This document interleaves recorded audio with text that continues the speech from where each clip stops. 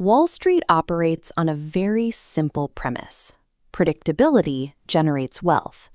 When numbers follow patterns, risk can be managed. Chaos is the ultimate threat to that system. To keep chaos at bay, capitalism relies on a strict chain of command. CEOs are kept on a tight leash by their boards of directors, and those boards answer directly to institutional shareholders who demand steady, reliable returns. Elon Musk broke that chain of command by delivering results no one else could. He navigated a company on the brink of bankruptcy, dismantled a massive short seller attack, and sparked the global transition to electric vehicles. Because his returns were so massive, financial institutions ignored the traditional corporate rulebook. They willingly handed him a level of unchecked power typically reserved for private founders. By 2021, the market stopped treating Tesla like an automaker.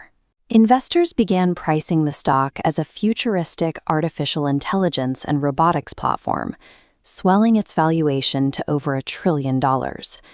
That shift introduced a structural financial vulnerability known as key person risk. Wall Street priced in a technological roadmap encompassing global robotics networks and advanced AI that investors believe only one human being is capable of delivering. They built a $1 trillion tower balancing on a single point of failure.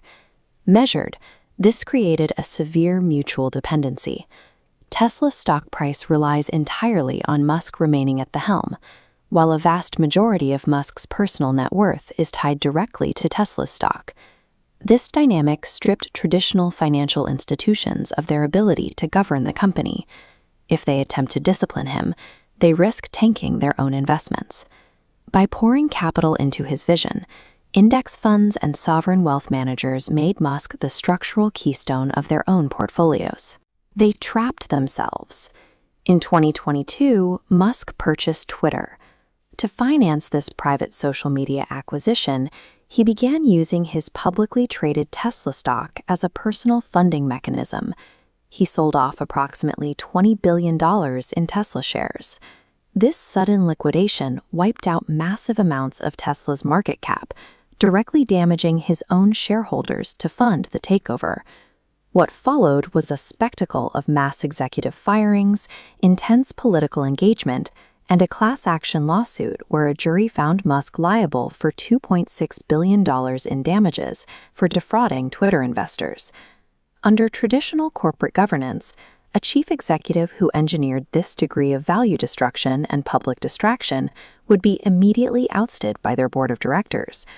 The Twitter acquisition proved that Musk's personal whims could override his fiduciary duty to Tesla's investors, and the financial system was powerless to stop him. This lack of boundaries extends far beyond stock sales. Musk operates a web of public and private entities with almost zero functional firewalls between them. When Tesla secured a shipment of highly coveted Nvidia AI processors, Musk diverted those chips away from the automaker, sending them directly to his privately held companies, X and xAI. The financial entanglement is deep. Reports indicate SpaceX absorbed xAI in an all-stock deal, while Tesla simultaneously invested $2 billion back into SpaceX. SpaceX operates as a massive, privately held aerospace empire with immense government contracts, completely separate from Tesla's public shareholder base. Moving billions of dollars in hardware, computing infrastructure, and engineering talent across these corporate borders bypasses the scrutiny and regulatory oversight that Wall Street relies on. Musk created a decentralized personal empire that operates outside the reach of standard U.S. corporate law. In early 2024, Musk made his leverage explicit. He publicly stated he would take his artificial intelligence and robotics development outside of Tesla entirely, unless the board granted him 25% voting control of the company. This demand was paired with a push to ratify a performance-based compensation package, potentially valuing up to $1 trillion at maximum payout. To force this through, Musk bypassed traditional shareholder channels. He used his platform's algorithms to reach millions of retail investors instantly, pushing his narrative directly into their feeds to neutralize the influence of proxy advisors. Giants of finance and state comptrollers pushed back, warning against the extreme concentration of power and shareholder dilution. They were ultimately outmaneuvered by Musk's retail army.